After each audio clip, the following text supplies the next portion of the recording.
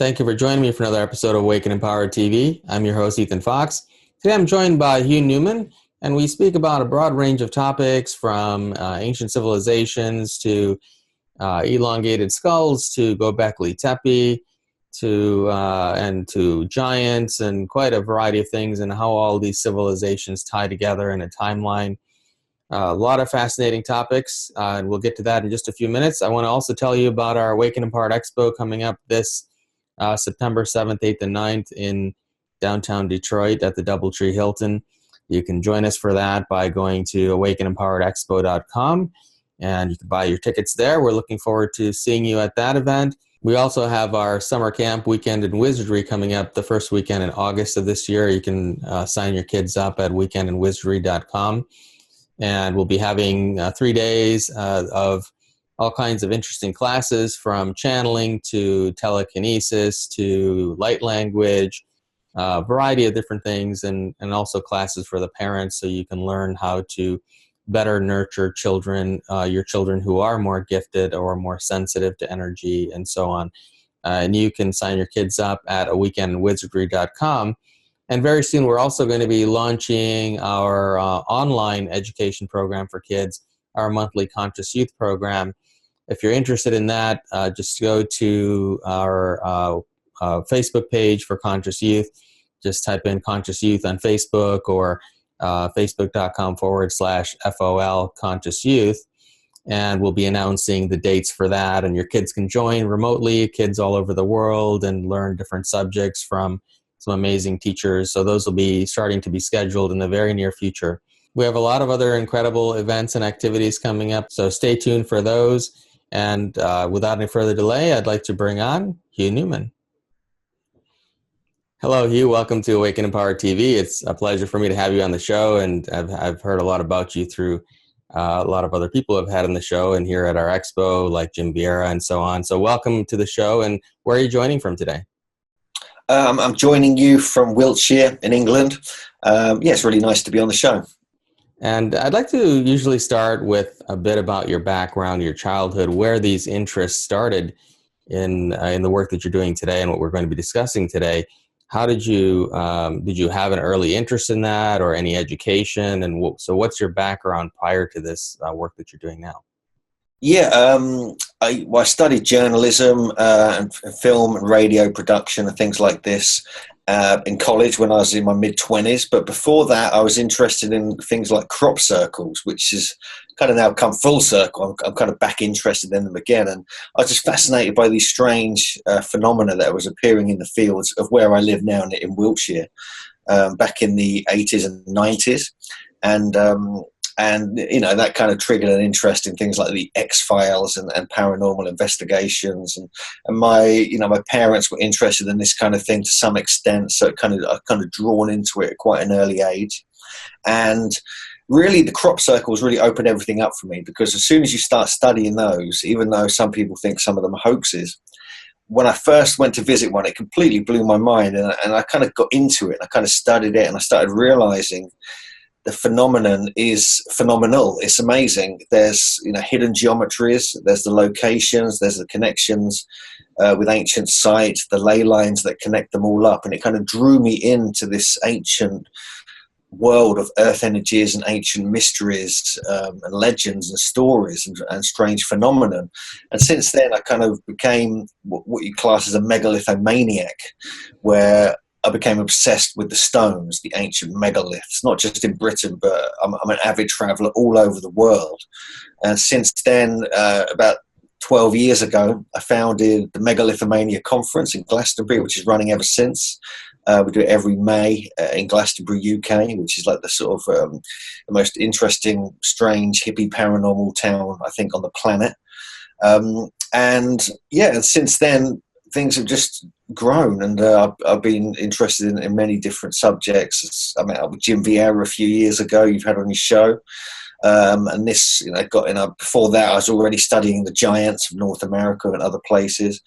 And there's quite a few different subjects that have kind of grabbed my attention, and I've kind of delved into quite thoroughly, which we'll get into today. So what's your primary area of focus these days? I know you've studied a lot of ancient sites and a lot of the megaliths and such, but you also focus on giants and such. Is it pretty equal, or are you particularly focused in one area? Yeah, it depends what I'm working on at that present moment. But at the moment, I'm working on a book called The Giants of Stonehenge in Ancient Britain.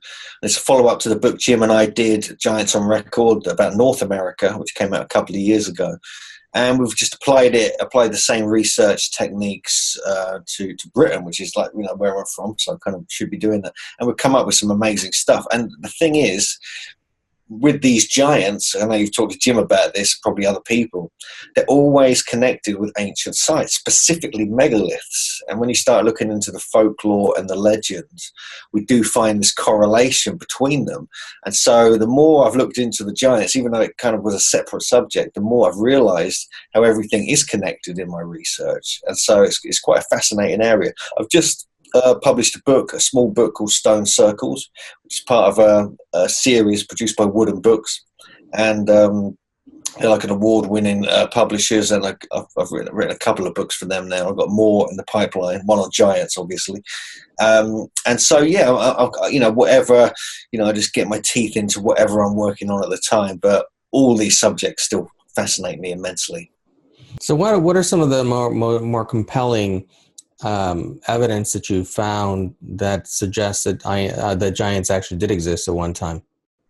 Well, we've got so many accounts. I mean, in North America, it's kind of ridiculous in a way that Jim and I and other researchers like Ross Hamilton, and Micah Ewers and others have collated 1,500 accounts in North America, but also several hundred from different parts of the world, and a couple of hundred in Britain. And so that's what we're focusing on at the moment. But there's matter-of-fact accounts in the academic record. You've got, town and county histories that describe finds by doctors and lawyers and things like this when they're digging the foundations of their garden. And they're measuring things accurately. They're not exaggerating or making things up. We even have the Smithsonian annual reports, the 5th and the 12th ones, particularly in the late 1800s, which talk about 7 to 8 foot tall skeletons that they've discovered in North America in the mounds they've been digging up themselves. But then they obviously try and cover the whole thing up, which is a whole other story. But even in Britain, we've got accounts near Stonehenge, for close to where I live, of a 9'4" skeleton that was discovered. Another one that was potentially 14 feet tall.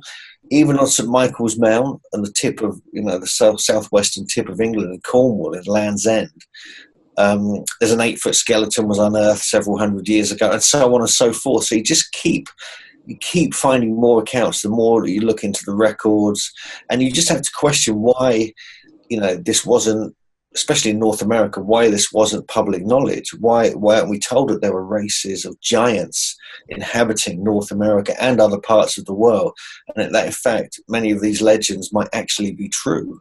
So there's many different accounts I could give you. There's hundreds, in fact, from different parts of the world. Some that are compelling, some that we have access to skeletons. A lot of them we don't, because they've been cleaned up, taken away by the Smithsonian. In England, they were so long ago that there's hardly anything left. But there are records, and so we have to, we just want to put that together and kind of just bring to light this piece of history that's been neatly kind of covered over.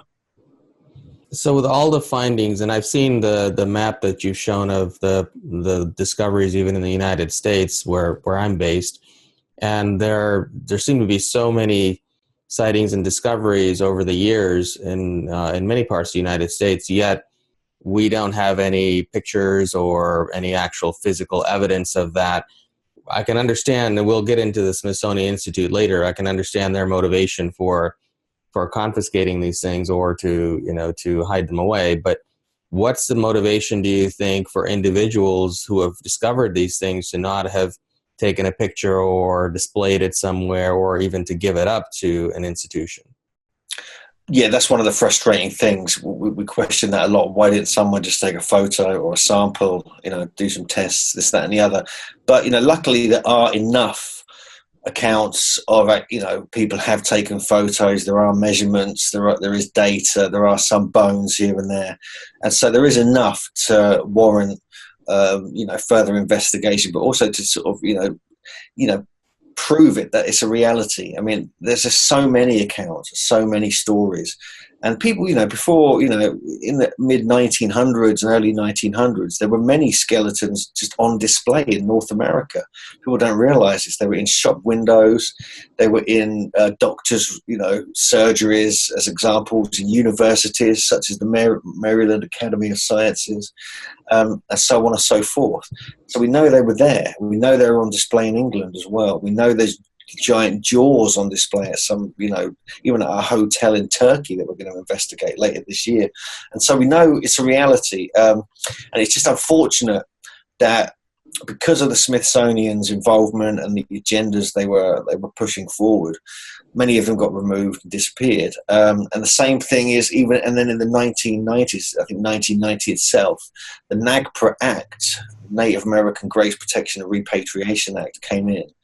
A collusion between the government and Native American tribal elders and so on, to remove all grave goods, to remove all artifacts to do with any burial of Native Americans. And this caused a huge controversy because, anything that was left that the Smithsonian hadn't taken was then taken away and reburied in secret places and repatriated and so on. Even skeletons which were so old, 10,000 years old, like Kennewick Man, for instance, and Spirit Caveman, that, there's no evidence they were even, connected with these particular tribes who wanted to rebury them. So there's a lot of controversy, a lot of different ideas about, was there a cover-up in 1990 as well, or was it more just part of a situation where the Native Americans wanted to just repatriate their ancestors? So, from what I understand, the Smithsonian Institute did start with good intentions from the original founder, but how do they get off track, and what are their real motivations for hiding these things? Well, Mr. Smithson was an Englishman, actually, who never even went to America, funnily enough. But he left his estate and his gold and his basically all his wealth to the Americans to create this, study of ancient history in North America, for this new land that had recently been formed. And so, it was all good at the start. But strangely, even the people in charge of the Smithsonian in the early days actually lost all his money and had to re-get it, from the government in a strange twist. We talk about that in the book. But the money was put in, and this kind of body was put together to, study everything that was going on in North America. But unfortunately, agendas were at play from the very early times, and we have good evidence of this, and we discuss this in the Smithsonian Files chapter in the book, where basically you have 2 or 3 different things. So you got manifest destiny, which is the classic kind of agenda of taking over the land. The white man is supreme. Let's push all the Native Americans into reservations. They're all savages. They're all stupid, and so on and so forth, which is not true, obviously. And so that was in play. And so it didn't really fit when suddenly they were finding these geometric, astronomically aligned earthworks and pyramids like Cahokia, with these huge skulls that were twice the size of their own skulls in some cases, some of them 40-inch circumference, which would mean greater brain capacity and therefore probably slightly more intelligent than the invading white man. And this didn't fit with the whole manifest destiny thing, but it also didn't fit with the new theory of evolution, which was being championed at the time, obviously by Charles Darwin and so forth, which has got lots of question marks about it anyway, thanks to the work of people like Michael Crimo and others. And then also you just had this kind of racist agenda that was going on, where one of the in the early 1900s, Eilert Hadlichka, he was an Austrian, and he became the kind of president really of the Smithsonian, and he took over, and he was well known as a kind of pro-eugenics, pre-Nazi kind of gentleman who kind of had this agenda as well. So when you got this combination of things going on, and then you're finding all this sophisticated technologies, geometric earthworks, evidence of mathematics and astronomy, giant skulls, evidence of intelligent tribes and, deeply, ancient oral histories that talk about the Native Americans being there for tens of thousands of years. It really just didn't fit with what the white man wanted, and so they had to kind of push them to one side. But the thing is, in the Smithsonian annual reports, there are actual accounts of artifacts being discovered, types of writing that they weren't supposed to kind of have any kind of form of writing or alphabet or anything like that, and other things such as the skulls and skeletons, which just didn't fit with the paradigm that was being enforced at the time. So yeah, it's a problem really, and so this has kind of created this kind of quite dark side to the founding of the Smithsonian and even the founding of America itself. So there was a lot of problems there at the foundation point of much of things we're trying to look into now. Now, do you get the feeling from your various research and stories from ancient times that these giants were more of a civilized society because you said their brain capacity was significantly larger, therefore you would assume that they could be more intelligent, but from some of the stories I've heard, that a lot of them were more savage and were cannibals and such, right? Yeah, there's a mix. We go into that in the book quite thoroughly, actually, looking at the different aspects. But there is evidence of like a royal class, especially with the Adena, which were based in the Ohio Valley, the Kanawha Valley, in Ohio and West Virginia area, and they spread out quite widely from there. Actually, going back to at least 1,000 BC, but potentially 3,000 or 4,000 BC, according to some carbon dating and some evidence. And there's stories as well throughout the Midwest, because all around the Mississippi River area on both sides, all the tributaries and so on, where most of the mounds were found. This is where most of the giants were residing, but they actually occurred all over the country. And in some cases, there were royal classes where they would actually have their own village outside of the main village where the common people would live. And they were the elite, the tall ones, the astronomers, the shamans, those that controlled, the destiny of the tribe and even the weather and the agriculture and so forth. They had their own little elites. And it's these elites which, all these different areas had their own little elites. So the elites would stay in touch with each other and breed between themselves and maintain this royal kind of bloodline. And so they would, maintain their height, their stature, and potentially their intelligence as well. And so this is one of the ideas that I discussed at length with Ross Hamilton, who's like who we call the godfather of giantology, in fact. And he wrote the foreword for our book. He supported us, with the work in the book. He's one of the first people to really write about the giants of North America, and he's a good friend of ours as well. And then you have other stories, as you mentioned, where you have these cannibalistic giants just rampaging around the area. This all over the country. You get different stories like this. Probably the most famous is the Paiute tribal stories from the area around Humboldt Lake in Nevada. We have a tribe of fair-skinned, potentially red-haired giants who terrorized their local Native American friends in the area and would eat people. And we know that they existed because they actually found skeletal remains in Lovelock Cave in the early 1900s and late 1800s. And these were extremely large individuals. And so we know that there's a reality to both of these ideas, but probably from different time frames and from different epochs, but often they would mix. And you get different tribes of giants. And we're not just talking about one, it's not just like one bunch of giants living in North America. We're talking lots of different types, different kind of, different qualities about them, coming from different areas. But there seem to be this thing that, especially in North America, that everyone seemed to be tall, or certainly the elites who maintain this particular lineage, or lineages, really, in different parts of the country. So yeah, there's a lot going on there. And you can find evidence of the royal elite who are very classy, very noble, very intelligent, studying all the high arts and sciences. And then you get this other, different groups who are like cannibalistic kind of terrorizers who would just eat people. So yeah, a bit of a mix. Did you find any evidence that suggests that any of these bloodlines still continue to this day? Well, quite possibly, yeah. There's been some DNA tests have been done, and they found, very ancient lineages, especially when you're looking at the Denisovan DNA, which came originally from the Altai mountain region of Siberia. And they seem to be, related to the tall ones of North America. So, yeah, there is, I would believe that most certainly you have these lineages and they would maintain themselves. But things have got messed up since the white man invaded, the 1500s onwards.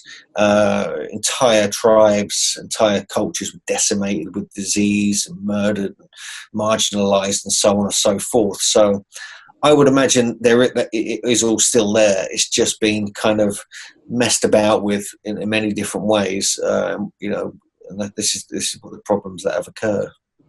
So what is roughly the timeline from your research for when giants coexisted with humans on Earth, and when did that end? Well, there's accounts right up until the early 1900s, and this is in North America. We have accounts from 1500s, early 1500s, to literally 1901 in Patagonia on the southern tip of South America, where Captain Frederick Cook was hanging out and photographing himself with a bunch of 7 to 8 foot tall giants. So we know that's a reality. We know some of the early presidents met some Osage giants, and they were over 7 feet tall. We have Spanish explorers. We have Captain John Smith and others who would meet these Sasquatch giants in Carolinas and so forth. And so we know it's a reality. We know, there's actual accounts. There's actual people who were meeting these particular people right up until relatively recently. So technically, recently, very recently, potentially the last 100 years. But you have, stories, and you have carbon dating of some of the giants that go back 10,000 years. Spirit Cave Man, Nevada, the Lovelock Cave, and so on and so forth, potentially could all be that old. We also have the Florida bog mummies. We know they were over 6 feet tall. They date to at least 5,000 or 6,000 BC, and the list goes on. And so, the big question marks about who these people really were, and how long they were around for, and until when. Do you see any evidence that suggests that so was this giant race of beings? Were they created or genetically created? There are some theories out there that they were genetically produced, and even some of the biblical stories that suggest that it was some sort of mating between gods and humans or whatever. Do you have any theories on that? Yeah, I mean, it's a theory that we speculate on in the book. We're not too sure. We can't find any, solid evidence of anything like that. But we know if we look in the Old Testament and the Book of Enoch, the Book of Giants, which is within the Book of Enoch and so forth, we have these so-called Grigori, or these watchers, these kind of angelic, almost like beings, who, and some of them, kind of 200 of them, were said to have come down from a high place. Some people, speculate, like the Zechariah Sitchin and so forth, that they actually came down from spaceships and things like this. Other researchers, like Christian O'Brien, believe they were more like spiritual beings, sort of turning into form, as we know it. And these would come down, and they had all the high arts and sciences already developed, and they were called the Watchers because they were observers of the human race. But some of them came down, they found the female humans attractive, they mated with them, and their offspring became known as the Nephilim. And this is the whole, Nephilim is quite a famous word in the world of giantology. And these were they became even taller giants. They were much bigger than the Watchers, much bigger than the humans. They were ferocious. They were cannibals, but they still had all the high arts and sciences taught to them by their ancestors before them. So they were teaching agriculture, megalithic building. They were warriors. They had forms of writing and technology and things like this at a very early date. We're not sure exactly when. And this then spread around the Bible lands and beyond. And it got to a point where in the traditional stories of the Bible, a flood was created to actually try and destroy them, partly to destroy the Nephilim and get rid of them. But the strange thing is you have echoes of this in other parts of the world, where you had, like in Tiwanaku, for instance, in Bolivia. Viracocha created a race of giants to build the megalithic sites and so on and so forth. They got so out of hand, they were cannibals, they were terrorizing people, and he had to create a flood to destroy them. So we do find similar stories in different places with similar themes about destroying this race of giants that got out of hand. But some of them probably survived. We know giants were still around, in the Bronze Age when Moses and his crew were going up to the Bible lands and taking over the whole area in Lebanon and Israel and so on and so forth. And they were meeting, battling with giants. And this is all, these are classic stories like King Og of Bashan, David and Goliath and so forth. And there's some stories, this is the idea of researchers like L.A. Marzulli and Fritz Zimmermann, for instance. They believe the Nephilim actually came over to America, potentially probably first to the Great Lakes area where they were mining all the copper, and then they were using that in the Bronze Age and so on and so forth. But these researchers and others believe they were the kind of instigators of the giant races of North America. But I'm not so sure. I think there's much more to it than that. It's not as simplistic as just saying they came over from another place, because there's a theory basically called American Genesis, and this whole idea put forward by an archaeologist actually called Jeffrey Goodman, who wrote the book Psychic Archaeology as well. And this book came out in, I think, the 80s or early 90s. And it's the whole idea that speciation occurred all around the world at different times in different places at the same time. It didn't just occur in Africa and then everything came from there, or so on, 100 or so thousand years ago. Happened all over the world simultaneously. Just something happened, atmospheric, spiritually, we're not too sure what. And it occurred. And so there's, people are always seem to claim that the giants and even any North Americans came in from the land bridge from Siberia, or came in Solutreans, or whoever came in from the Atlantic, from Europe. But what about actual life being around in North America and spreading out the other way, or just at least living and developing there, over hundreds of thousands of years? And there is evidence in the historical record, in the archaeological record, of extremely ancient human remains and occupation in North America, going back to these extremely early dates, which is really rewriting the whole idea of, human life on Earth. But, we do have these stories in these traditions, these oral histories, the Bible and other places.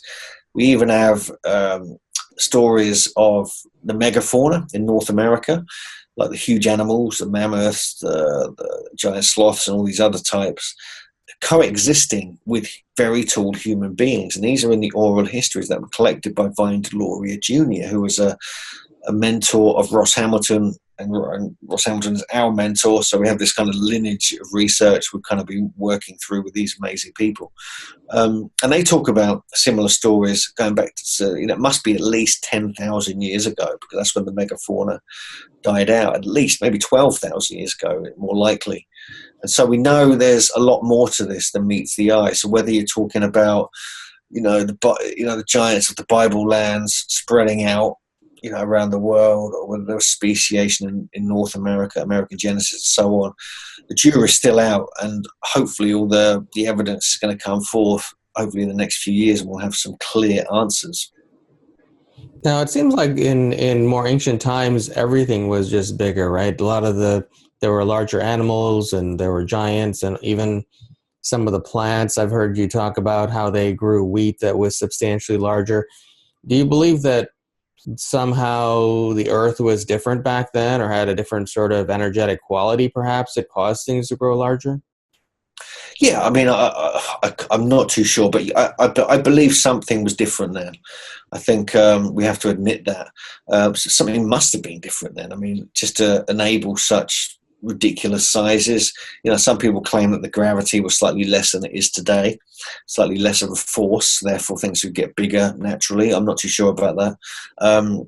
There was a slightly different amount of carbon dioxide in the atmosphere, and this got changed when the Younger Dryas impact event hit the planet 12 or so thousand years ago, which actually impacted in North America and Canada, that area up there. So that would cause all sorts of devastation, and it would account for some of the apocalypse myths that are known about in North America and around the world. Even could have been the instigator of the Great Flood, we already mentioned.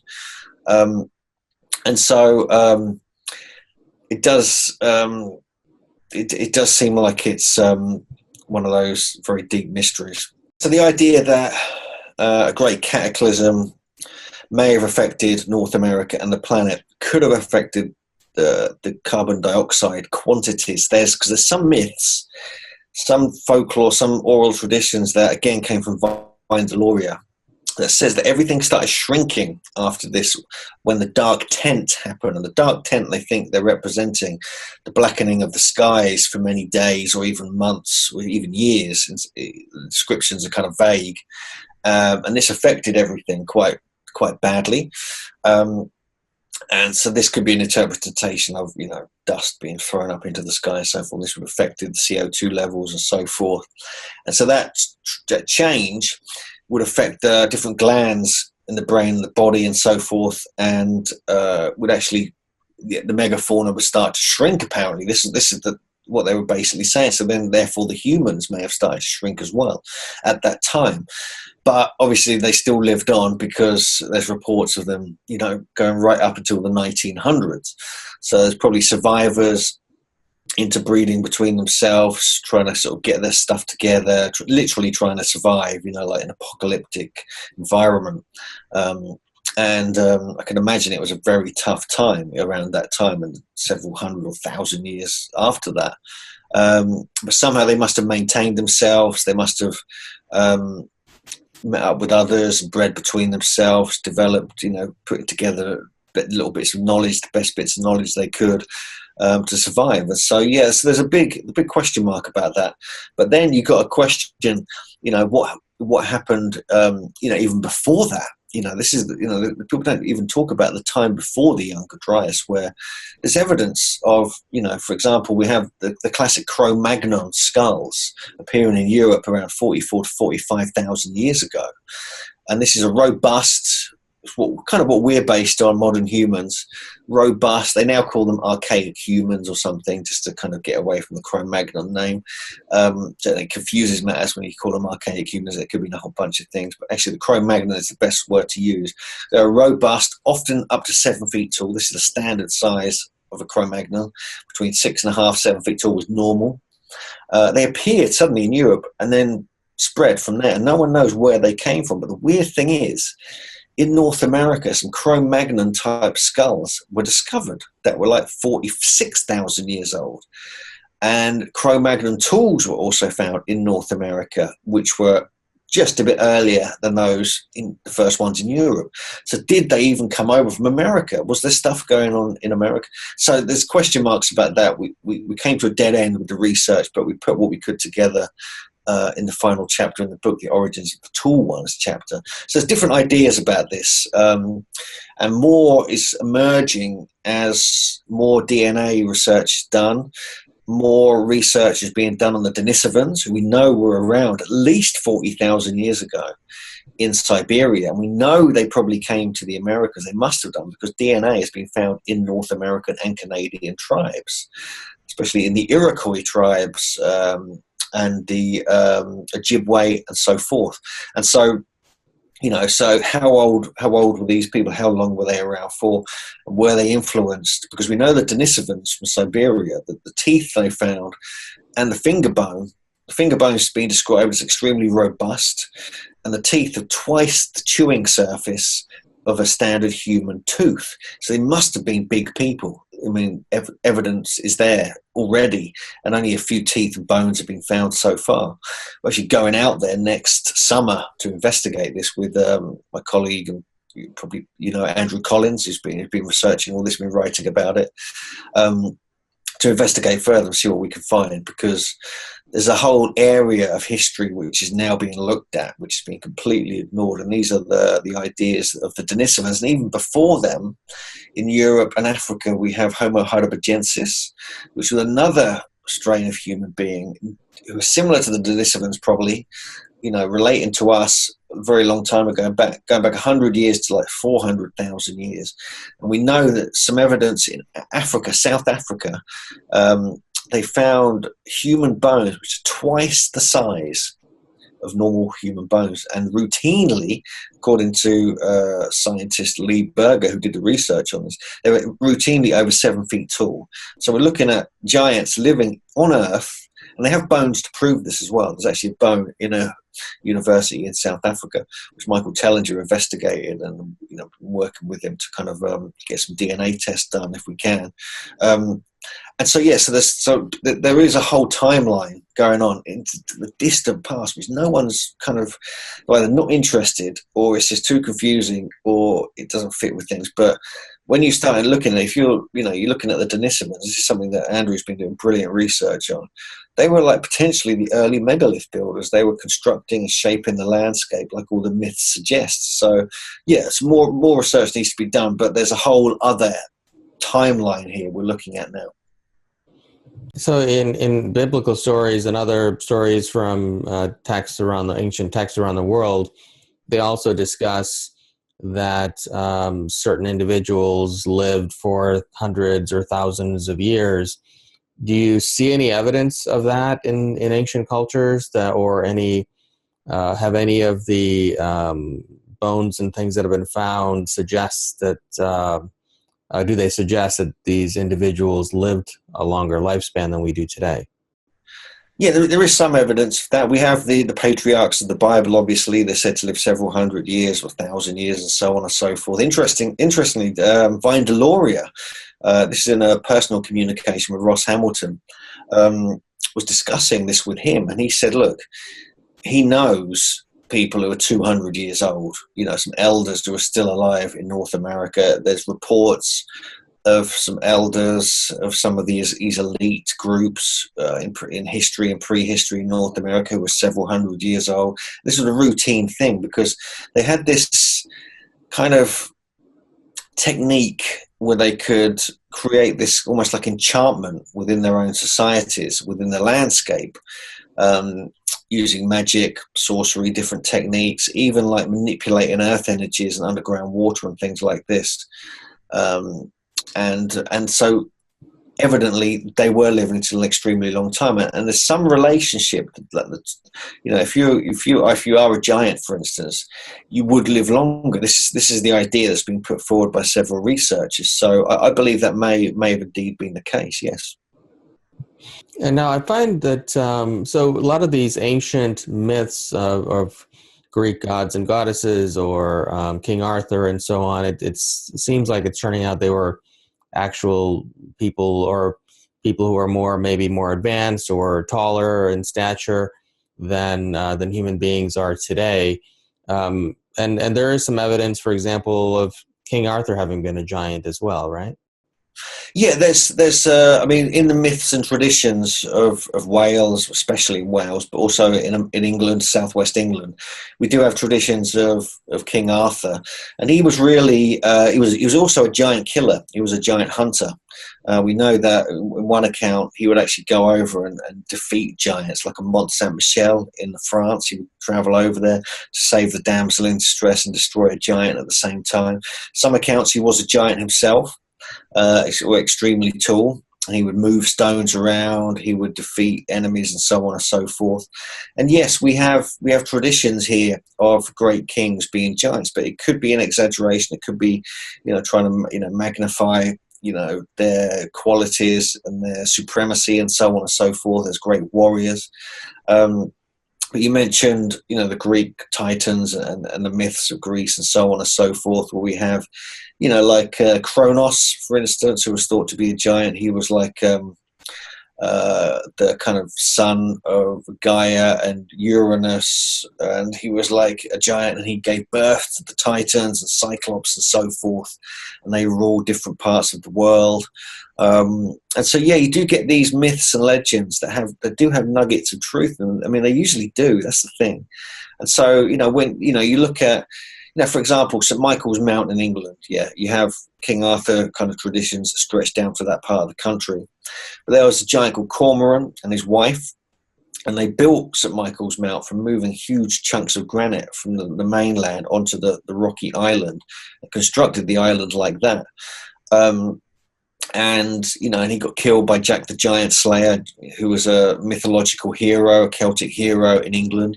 But now there's been stories of an 8-foot skeleton was actually discovered inside St Michael's Mount, where weirdly in the story that's where he was said to have been thrown. And so you have like myths suddenly hundreds or thousands of years later coming true, and they find the bones to prove it. And so we're getting more and more of this as we go along in our research, that the myths seem to contain some elements of truth. And we're going to delve into that in the next book we're doing. We've got a lot of research on that actually. But yeah, I mean, I take myths very seriously now, especially since I was speaking to Ross Hamilton, and before him, Ross was speaking to Vine Deloria, who said, look, every bit of oral tradition, especially in North America, is handed down from generation to generation, word for word, and it has to be precise. You can't change a vowel, you can't change a word, you can't change anything. You have to precisely share it as exactly as it is. Otherwise, you'll lose the truth. And so I think there's something in that in English traditions as well. This is why we're really careful. We really carefully look at these stories, because they're often, analogies really, or they're kind of representing something that may have happened that would be written into like a story form. So then it would be remembered and passed down as a story, even though it has hidden truth within it. And so we have to look at these carefully and take them seriously. I think that's one of the things, that is often overlooked. And especially since a couple of years ago, some research was done on different pieces of folklore. Some of them, especially in Britain and Europe, go back to 5,000 years old. Some of these stories that I'm looking into right now of the giants of Britain. So you have to kind of take this seriously. They were talking about, people around at that time, potentially 5,000 years ago, which is long before the so-called foundation of Britain, which is only supposed to be in the Bronze Age, with the Trojans coming over and Brutus defeating the giant Gog Magog and so forth. And so, yeah, there's a lot more to it than people realise, and we're going to try and get as much of this together in the next book as we can, especially for Britain, of course. Do you believe that all these gods that founded the many civilizations around the world, for example, in Mexico and the various Egypt and the various sites around the world, who seem to have similar characteristics, many of them are carrying those bags at their sides, were they all the same person, the same supreme being, or do you think it was a group of advanced beings of some sort? Yeah, it could be. I think it could be an elite. It could be part of the elites that were present in different parts of the world, and they often had represented by the serpent. That was their kind of symbol, and it was a symbol of not only of knowledge and wisdom, but also of an understanding of natural earth energies, which I think was part of how they got so tall, which is another story in itself, where they could manipulate the earth energies around them and actually affect them so they would actually get taller, or so they thought. But yeah, you look at like in Mexico, you have the stories of the Quinametzin, and these are a race of giants who were created to build places like Teotihuacan, which is like the massive pyramids near Mexico City. And you basically, if you look into it, you find we've found skeletal evidence all over Mexico as well, which backs this up. The Quinametzin could have been related to the Olmec culture, or even before the Olmecs. Because we have traditions that they were kind of cannibalistic. We have traditions that they love building. This is something that all giants love to do. They love building things, especially megalithic or pyramids, things like this. In Egypt, we have traditions of giants there as well. We have one of the earliest pharaohs, Kaskaumi.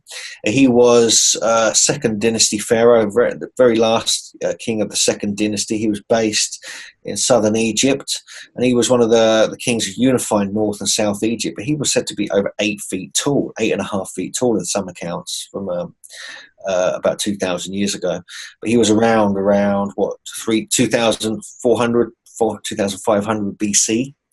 And we know he was influential because there were statues of him found underneath in the tombs in Saqqara, which is in northern Egypt. Even statue of him, or an inscription of his, was found in Byblos in Lebanon as well. And so we know he was a very important king, but he was over 8 feet tall, and no one knows about this. No one's interested. I have no idea why. It absolutely fascinates me. I'm on this kind of bit of a synchronicity trying to work out who this guy was. He was a genuine giant, and he may have instigated the megalithic building of ancient Egypt. We have other accounts in Egypt, for instance, where we found 11'2" skeleton at the Temple of Isis on the island of Philae. This was reported in the late 1800s.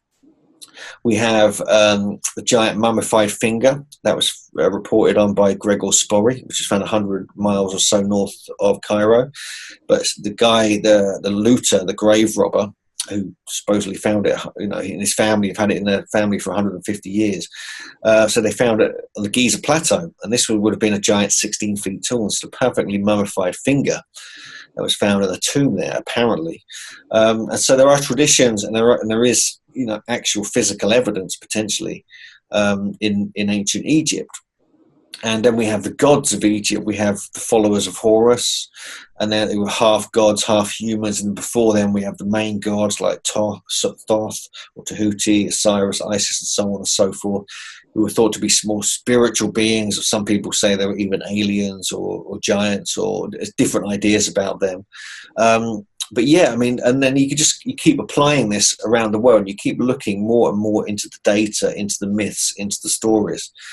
And there's somewhere along the line, there's the physical evidence and the reports and the bones and the skeleton do seem to match up with the myths and the stories and the legends. So yeah, more research needs to be done on this. But again, enough is out there to put this out there as a genuine thing. Now, why do you think that, there are pyramids all over the world, but there haven't been really very many discovered in the United States? Do you think there's a reason for that? Well, in the United States, you do have kind of pyramids. You have the Cahokia in Illinois, in St. Louis. You have some of the mounds are kind of pyramid shaped, step pyramid shaped, like Aztlan, I think in Wisconsin, and a few others. So you do have kind of pyramid type things, but in Mexico it's a whole different level. But interestingly, the Olmec culture have mound pyramids like you find in North America. So I believe there's a connection because they were just on the other side of the Gulf Coast. But we do have megalithic structures in North America. I'm sure Jim talked about this, Jim Vieira, when he was on his show, about up in New England.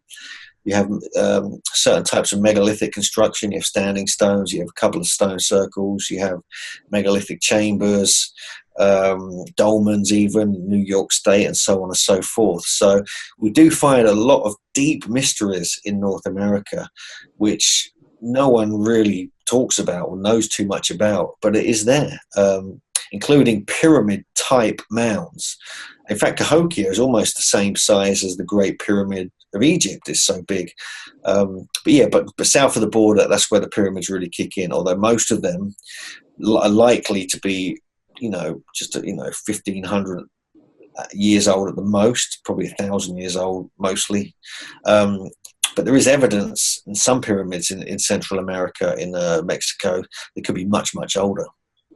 Now, they did drill down in Cahokia and find that there were limestone blocks there, right? So it could very well be a full-size pyramid. I believe there's some stone in it as well. There is some bits of stone as well. You do find chambers sometimes, like small rooms in some of the mounds. I don't know about Cahokia itself. I know, for instance, that Miamisburg Mound in Ohio was once covered in slabs of stone, but they got taken away, obviously, at a fairly early date. So we know they were working with different types of stone interiors and sometimes coverings, not as neat and tidy as those in Mexico or Egypt, obviously. But yeah, there is some evidence of, stonework, which is almost megalithic in North America for sure. So how far back does pre-dynastic Egypt go in terms of time? Well, there's different ideas about that. Obviously, the first dynasty, the founding of the pharaohs and so on and so forth, was more or less around 3,100 or 3,200 BC. King Menes, or the Scorpion King, or it was also called Nama, which has caused some confusion. The first few dynasties really are really confusing, and there's no evidence they were really dynasties either. That's just a thing, people do to categorize them. But we know that fairly well-developed language came in around that time, the hieroglyphs and so on and so forth.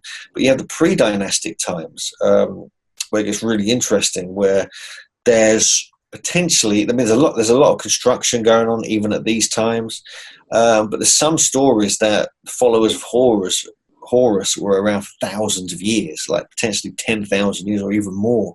And before that, the time of the gods, because there's some king lists that do sort of reference this extremely ancient timing of the existence of ancient Egypt, going back even to 35 to 40,000 years. Now, there's not much evidence there because it's all been kind of probably destroyed, or it's gone under the sands or under the water and so forth. But there are very ancient connections there, which are going to be revealed soon, I hope. So what gives you that hope that it's going to be revealed soon? Is there research happening? And from what I understand, a lot of that information that's coming out of Egypt is more or less suppressed. Is that changing? Yeah, I think so. Yeah, I think, you look at the work of people like, Robert Schoch, the geologist, who kind of, for the weathering, has redated the Sphinx and so forth. There's even been modern analysis done on some of the pyramids on the Giza Plateau and the Valley Temple on the Giza Plateau by Robert Temple. And he's analysed some of the stone there, done some sonoluminescence dating, and found that they're at least hundreds of years older, a few hundred years older than the official dating. Then you have places like the Assyrian in southern Egypt, which is part of Abydos, which is a huge megalithic sunken temple, which is so deep under the ground, it seems like it was from a whole different era. But they claim it was built, 2000, 1500 BC at the most, although I believe they're much, much older. And then, Andrew Collins, again, his new book, I don't know if you spoke to him about it, his book, The Cygnus Key. I'm kind of friends with him, so he gives me all the updates. But there's a place we actually visited called Helwan. I don't want to give too much away because Andrew's research, but there's evidence there of extremely ancient, at least 10,000-year-old occupation, which relates potentially to Göbekli Tepe in southeast Turkey, which we know is a 10 or 12,000-year-old site. And so things are coming out as we speak, so no doubt more will come out, especially now the shackles have been taken off the timing and dating of things because of places like Göbekli Tepe in southeast Turkey. That's really opened up the door for other sites to be researched again and redated using better and more modern techniques, because everything could be older. It's really that simple. No one knows when these sites were built. Even the dynasties, even the pharaohs, they're unsure. Anything before around 2000, 2400 BC, they haven't got a clue. It's almost like guesswork. They're guessing who built what and when, who was the king then, this, that, and the other. There's no actual proper kind of list of who was really ruling and back then. So yeah, I think more is going to come out. I think even in here, even in my area near Stonehenge, they now know that this whole area where I live is the oldest continually occupied settlement in ancient Britain. It goes back at least 10,000 years, and like no one's interested. It's just like, well, hang on a sec. The post holes, there's these huge wooden post holes just outside Stonehenge, which they discovered, 50 or so years ago.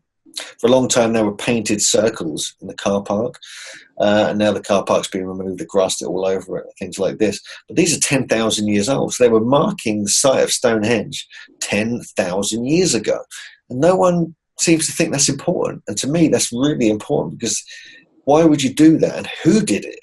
Was it like the people who kind of left Göbekli Tepe at the end of its time, and then they moved over? Who knows?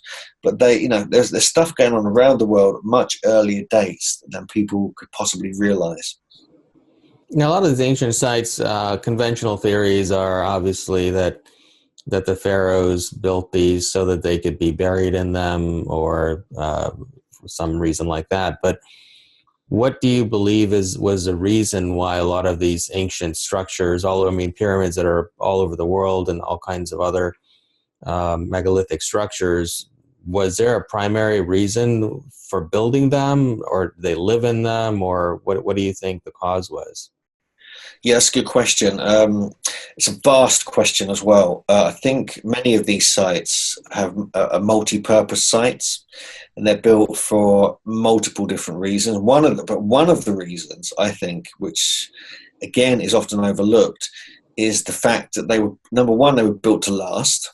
They were built specifically to last very, very long time. Because they're made of huge stones. I mean, the pyramids are good examples of this, and they were even sealed up completely as well. And they were built with such large stones you couldn't damage it, you couldn't move it. And so, to me, there's two things. If you want something to last, that means it's like something that has to keep working and will benefit future generations. So, you've got astronomy is part of it. They were aligning these things, so you had this astronomical clock in little positions all around the world. Stonehenge is a good example of that. So are the pyramids. There's evidence of that now, that they're very sophisticated astronomical clock spread out over the Giza plateau. They're also like repositories of knowledge and wisdom and science. And so within the site itself, you have mathematical formulas, you have ancient measurement systems, you have codes, you have geometry, you have all these higher forms of what the humans have developed, obviously, in the past, and they place them within these structures so it will never get lost and it will never be forgotten. And humanity can come and go, we can lose a level of consciousness, but this is always there. These sites are always there to remind us and to challenge us and to question them about what they're all about, to maintain stimulating our minds to think and study them and decode them and understand them, and things are revealed from them and things like this. So I think that's an important aspect which is often overlooked, and just the quality of who built the quality of the construction is remarkable, and the fact that you're finding similar styles all over the world is another big question mark. Like you said earlier, was it the same elite group doing it, or was there influences coming in from different places? But we know there's several reasons for these sites. We know there's astronomy. We know it's a repository of knowledge. It's like maintaining this level of kind of intellect within the structure itself for those that can understand it or want to understand it. There's evidence now that they were manipulating natural earth energies, and they were built at geomagnetic hotspots where telluric currents, earth energy currents, underground water meet, and the charged energy is then controlled and moved around within the sites by the structure itself. We know there's acoustic properties at many of these sites, almost all of them, in fact. So they're resonating with the male human voice, which is a strange thing in itself. And so we have these. So to me, they're multi-purpose. They're not just temples. They're scientific kind of technologies. They're working to maintain this almost like enchantment over the landscape and ourselves, to maintain, just to put a good vibe around the countries and around the planet. And I think there's different elements here, and I think they were also markers on a great Earth grid of a great survey of the planet, which again, this so-called elite, which I keep coming back to as one of my areas of research, the Serpent Elite, I call them. They were marking places, and they had to build these sites, not only because after the Great Cataclysm, someone had to do it. They had to remap the Earth. They had to rebalance the energies after great earthquakes and floods and other apocalyptic things that had been happening with the Younger Dryas and the floods and so on and so forth. And they were also just traveling around, just reintegrating the knowledge that had been lost, bringing back this golden age, which is probably around 10,000 years ago. It's probably around again 5,000 years ago when they were rebuilding these sites and bringing this knowledge back. So yeah, there's different aspects, but I think some of those were most certainly part of it. Now, you've mentioned the serpent symbology a lot in this conversation. I find that there seems to be a lot of that all throughout the world, like the dragon symbology in the UK. and a lot of the ancient coats of arms have reptilian or some sort of serpent symbology. Even some of the militaries around the world have that symbology. Yeah. So where does this originate, and are those all interconnected? Are they using this in their symbolism to sort of connect to that lineage? Yeah, that's a good point. It's quite possible. Well, I think the earliest. Well, you've got cave paintings, you've got petroglyphs, which go back tens of thousands of years, obviously. But it really is. We have to go back to Göbekli Tepe in southeast Turkey, 12,000 years old at least. Although Klaus Schmidt, before he died, was the main German archaeologist there. He was convinced it was 14,000 years old, which is a whole other thing. This is before the last, the end of the last ice age and so forth. And there's such intricate and precision and beautiful serpent symbolism there. That's really the first place where you find it to such a high level, with beautiful, intricate 3D relief carvings, often high relief and perfect quality. And so the fact you're finding it there all over all the stones, you have to question, what's this all about?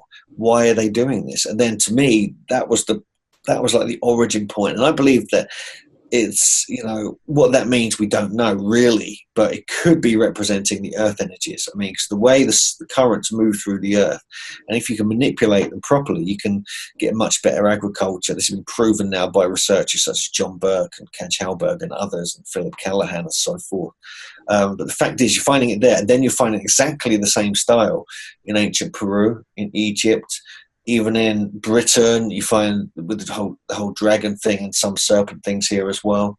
In China, the whole Feng Shui dragon culture, and everywhere else you can think of. Mexico as well. We have the Plumed Serpent. We have the Serpent Mound, obviously in North America, which is part of the Adena culture, or probably the Hopewell, some people think.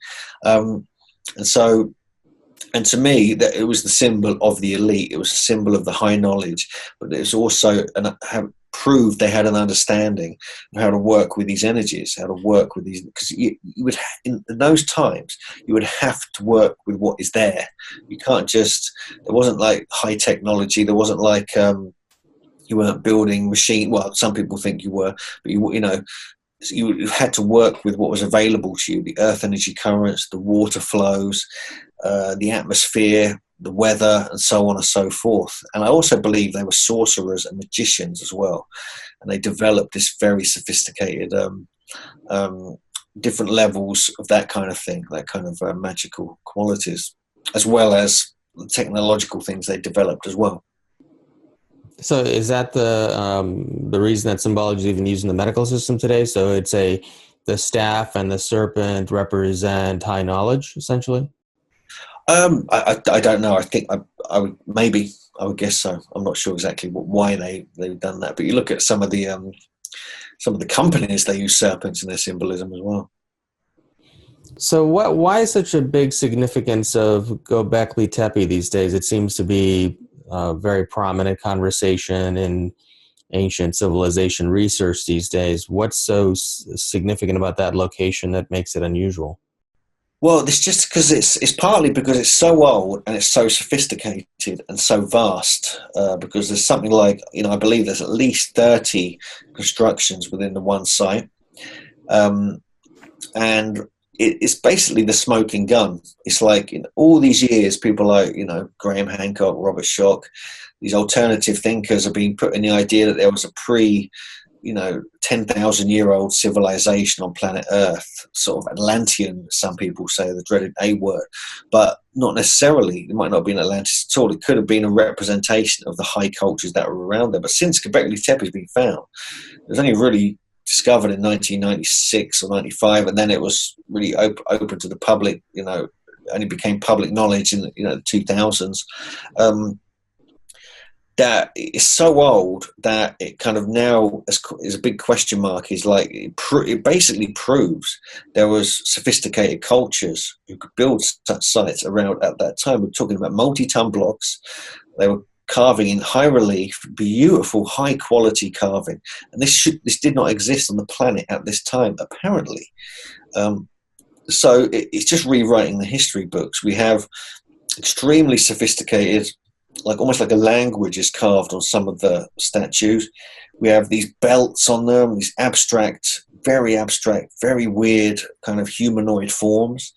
You have this almost shamanic totem statues and so forth, all these strange animals, some that have gone extinct. And there's so many discoveries there. It's absolutely remarkable. Then you have sites like Navali Churi, Sikli Hoyak, you have Chetal Hoyak. You even have Karahan Tepe, which is an unexcavated sister site to Göbekli Tepe. I've personally visited all these sites several times, so I've got this real, quite a good understanding of them now. And they're just astonishing. I mean, they shouldn't be there. That's the problem. If you're looking at like the history and prehistory of the planet, they shouldn't be there. But it now puts into context other sites around the world. I think that's the most important thing. And so it's actually now questioning all these other sites like Peru, like Egypt, Mexico, even Britain and others, things were going on at that time that weren't supposed to be happening. So I think Göbekli Tepe is, really is the smoking gun of ancient mysteries research. So what theory are they using to date this as being as old as it is? Now, a lot of the ancient sites around the world, like Göbekli Tepe, are below the surface of the land, right? So I'm assuming that the land just filled in over time.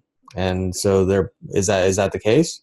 No, actually, no. Göbekli Tepe is actually built upon bedrock, and so they actually carved into the bedrock to mostly placed on bedrock, but then they deliberately buried it, so it looks like a natural hill or a tepe. It looks like it's that's why it kind of translates as Belly Hill, or Navel Hill, which is other cultures around the world have the tradition of the navel. And so what they do, they would build like a circular temple, like a stone circle, really. Very shallow pits, so only a few inches. And somehow these stones, these 20-foot tall stones, would stand upright, really thin T-shaped pillars with all these amazing carvings on them. So they must have had something propping them up. So they think there might have been a wall in between the stones, kind of holding them up, like the smaller stones. And then once that had been finished with, they'd bury it under a mound and build another one on top of it or close by. They cover that whole area up and build one or two more.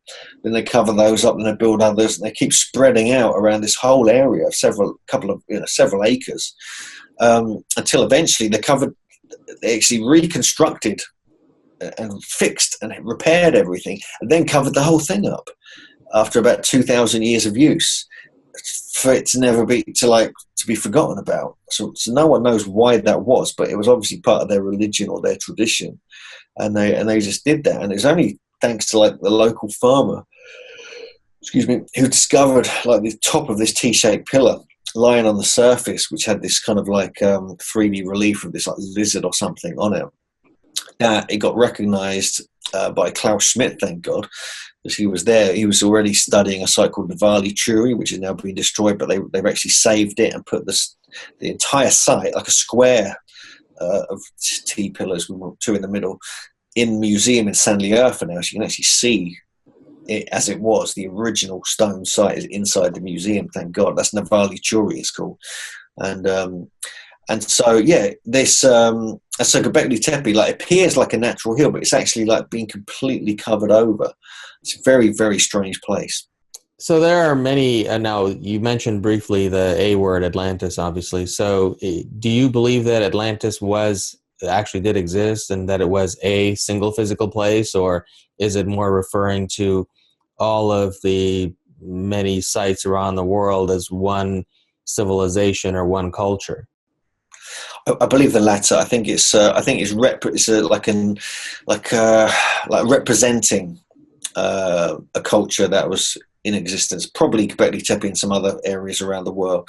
Jim Vieira believes it was a landmass. He's probably talked to you about this already.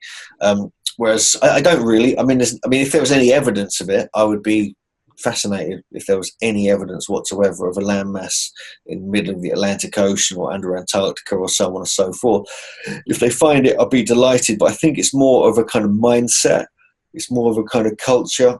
which was prevalent, and it was inspired and probably originated in southeast Turkey. Now, we've got to remember, southeast Turkey is the area of the Watchers. This is what we were talking about earlier. This is like probably the people who lived in the high places, the sort of semi-divine beings. Probably relating, they were probably part of Göbekli Tepe. They were probably even built the place. And then it was later that the Nephilim were, came into being, much later, and so on and so forth. But so there's probably a connection with that. And something that various researchers have written about. I've written about it in a couple of articles, but it does seem like it kind of, again, it was like the pyramids, Stonehenge. It was like a repository of knowledge. It was astronomical, and I believe it was deliberately buried as some kind of time capsule after it had been used for a couple of thousand years. Then it was closed down, and I think that. It could be a memory of Atlantis, but when you look at Plato's version, it's quite confusing because it really does sound like it was something out in the Atlantic Ocean. So you got a question: was he being duped by Solon, the Egyptian priest? Was it being tricked by him, or was it an actual tradition? No one really knows, and until we find it, the best place to look, I think, is under Antarctica, because of Charles Hapgood's idea that there's been slippage of the upper levels of the planet. Things have moved around a bit. Yeah, there are a lot of recent stories and rumors about excavations happening in Antarctica and some of the amazing things they're finding there. What do you see any evidence of that, or have you heard of any of that, or what ancient information might suggest that there is a civilization there? There's a lot of speculation going on around the internet. I know that, and I've been keeping an eye on it, but there's nothing solid really come out. The only thing I'm aware of, which is utterly fascinating, which we actually feature in our Giants on Record book, is the fact that there's a tribe called the Onas tribe, and they're on the southern tip. They really mix with the Patagonians. And then there's a bunch of islands that link Patagonia, southern tip of Argentina, and Chile. Yes, and then that joins Antarctica, and Antarctica was inhabited by giants, and there's absolute proof of that. 100% proof. So we know there was a giant race living on Antarctica and the islands between it and Patagonia. So that fascinates me. So you have to question, well, how did they get there? What were they doing there? Did they even originate there? And we know if we go back 10 or 12,000 years, we see the old maps by Piris Rez, Turkish admiral in the 1500s, around 1520, that map was produced from a bunch of earlier maps. We have the Orontius Finicus map as well, from a similar era, and they show Antarctica being completely free of ice, and like just grasslands, and different rivers, mountains, and other such things. And so it does suggest that, if anything, that was Atlantis, but we know that there were giants living there up until relatively recently, which, again, no one's interested in. But to me, that's the most fascinating point. There could have been a lineage that goes much, much further back, and they could have even come from there and spread up through South America into other countries around the world from Antarctica itself. Now, Zecharia Sitchin's written a lot of books about how an advanced race came to Earth to mine gold and whatnot, and that they genetically manipulated the beings that existed on Earth to help them to do this. And Michael Tellinger obviously does a lot of research in South Africa and the stone circles that are located there. Do you agree with that theory, or do you have any opinion on that the original civilization on Earth, or rather the original advanced civilization and where human beings originated, could very well be South Africa? Yeah, it's possible. I've been there. I've been to South Africa a couple of times. I've looked at some of the sites. Adam's Calendar is interesting. It's like almost like a stone circle that's been quite badly damaged. Some of the other structures look interesting as well, but I don't know about it being that old. I don't know about it being that, what Zecharia Sitchin says. we know that there's very ancient gold mines there, so that's kind of interesting. But you do get the bones of the Homo heidelbergensis, and these are, extremely tall people. So that would fit in with, Sitchin's theories that, these people were giants as well. He wrote a book about the giants. But yeah, it's quite possible. I think, we have to look carefully at all the data. But we're finding extremely ancient remains all over the world, not just in South Africa. So that, this is obviously the work of Michael Crimmer and Richard Thompson and others who've been finding this out. But let's see what occurs. I think, the race is on to find the truth, and I think it's all emerging, in the next few years. Is there any evidence that you've seen to suggest that the ancients consumed monoatomic gold, or that they were mining it for that reason and for longevity or spiritual enhancement or something like that? Yes, absolutely. In fact, I'm very interested in white powder gold, monatomic gold. It's one of the, I've actually tried it as well myself for a few months. So I know what it does. It's a very strange substance. For people that don't know, it's like produced at an extremely high heat from pure gold, and some of it almost disappears into, like, no one knows where it goes, and the rest turns into white powder, and no one knows what happens to this other percentage. It's kind of bizarre. But then when you take it, apparently it affects your DNA directly and enhances it and allows more light into your body. And so it has a hugely powerful healing effect. And the different higher elements, different types of metals, iridium and others, do, slightly different qualities. I tried white powder gold myself for 3 months, and it made me become slightly psychic, which was quite alarming, to be honest with you. And also my friend who took it, when I first met him, he'd been taking it for a week or so. He looked like he was slightly glowing.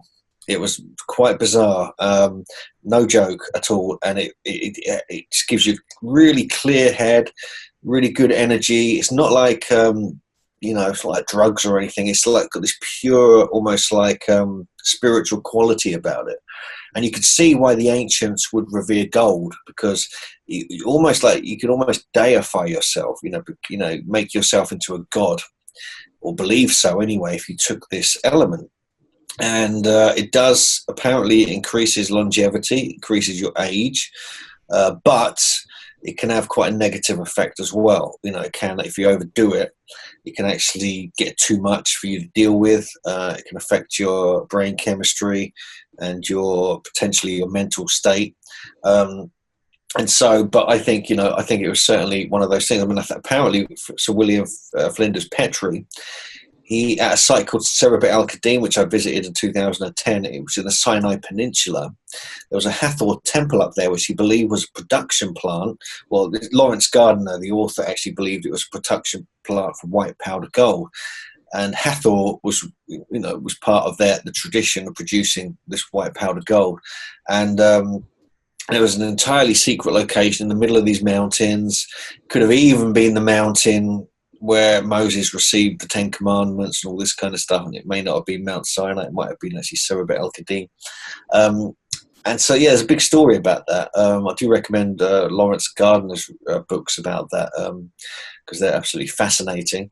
But it could be what was going on in prehistoric times, and it could be why gold was so important. It wasn't just this shiny, yellowy metal. It was actually had a much higher purpose. And the other thing about gold, obviously, is that it never disintegrates and never rusts.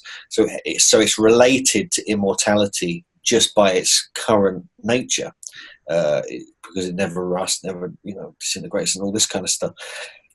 So maybe it was believed that those that took the white powder gold would also become immortal. I think that's the idea. But obviously it didn't work unless there's a bunch of immortals hanging about somewhere on Earth we don't know about.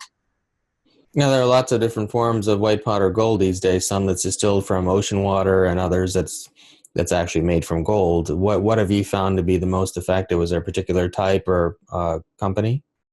Oh, yeah. There's only one way to do it, and that's alchemically. I've tried lots of different sorts. Actually, there's Ethereum gold. There's lots of different ones that are produced naturally from seed beds, but they're great and they do have an effect. Don't get me wrong. And actually, this Ethereum gold, which you can buy from, you just Google it, I guess.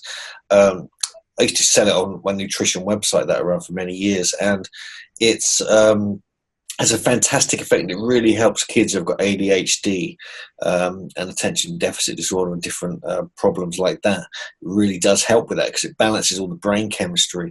But the pure alchemically produced white powder gold in a water in a pure water solution, that's all. That's it. I mean, they literally found, as I said, I forgot to mention, they found piles of it at Serpent Elite, this strange white powder that just sort of flipped away as soon as you touched it, almost like floated away. And no one could understand what it was until later when it was analysed. They realised it was like piles of white powder gold. And so, yeah, the pure stuff is the stuff, to get the full effect. But I actually don't recommend it. I have to be honest with you. It's not something I would recommend people to take, but it was part of my research, so I wanted to experience it firsthand. And it was quite alarming, and you've got to be very careful with it.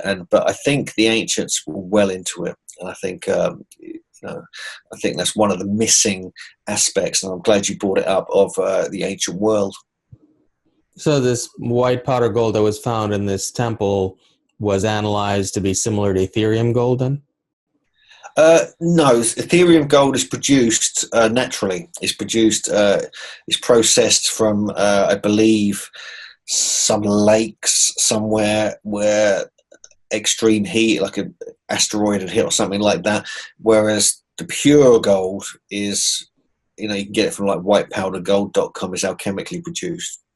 Now, a lot of these ancient gods, like the Egyptian gods and such, like Hathor and Thoth and all of them, were pictured with different kinds of animal heads and human bodies. Do you believe, what were those headdresses, or were they just illustrating certain qualities of those individuals, or were there actually humans that look like animals at one time? I believe it was probably the second part of these different beings. But this is, again, if you want to get into the Sitchin stuff, he believed there was like DNA splicing between different creatures and all this kind of stuff. So mixed between, humans and other types of animals. But I think they were more representing different qualities. I think this is partly what it's about. And I think it was like, even if you go back to Göbekli Tepe, there's this totem pole, there's a mixture of human with animals coming out of it in all these different ways. And I think if you're taking like psychotropic plant medicines, psychedelics, you're going to have like these shamanic effects, especially if you're in ceremony and if you're doing magical incantations and so forth, and you're going to mix with different creatures. And, like the shamanic world of North America and Russia and other places where they become the animal. And I think this was part of the elite, and it was part of the very early traditions in ancient Egypt and other parts of the world. So now around the world, there are lots of dolmens that are built, and they don't seem to have, from what I can tell from a practical standpoint, some of them are just stones with that are organized with a very large stone above it. They don't seem to serve any purpose. What do you think is the reason for these having been built? Now, some of them you can crawl inside of, others you can't. What do you think they're for? Yeah, that's a good point. There's so many of these and so many different cultures. We have almost every part of the world has some form of dolmen, which is, as you said, it's like 2 or 3 stones, sometimes 4, with a big one on top, and it kind of translates table or table stones. Some of them used to be covered in earth, had an entrance in a certain direction.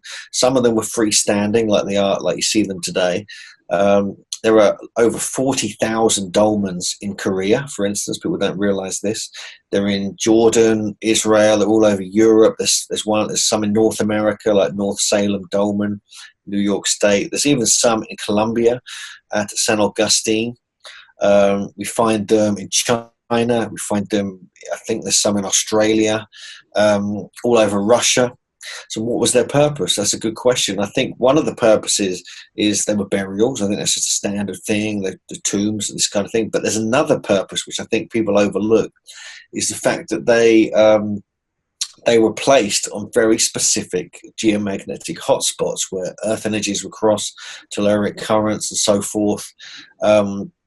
And tests have been done by John Burke, who I mentioned earlier, where if you place seeds or grains within the entrance to these dolmens, it would actually charge them up at certain times of day, specifically in the morning when the magnetic field is getting blasted by the solar kind of energy, and it's moving through the landscape, and it gets amalgamated within these structures, forced into the small entrance, and charge would occur, and electric charge would combine with the different types of geology and so forth, underground water, and you place your seeds there and they get charged up. And then when you go and plant your seeds, you have a much better yield, much larger crop, and a better quality of the frost-resistant crop as well. But also, if you're sitting inside the entrance meditating, you're actually having your whole body is being charged in a similar way. And your glands, your pineal gland, and so forth. So you're going to have the effect of that energy is so powerful. It can lead people to have an altered state because there's so much magnetism and electric charge happening.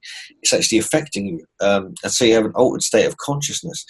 And often balls of light are seen as well when partly you're in an altered state, partly when all this energy is happening.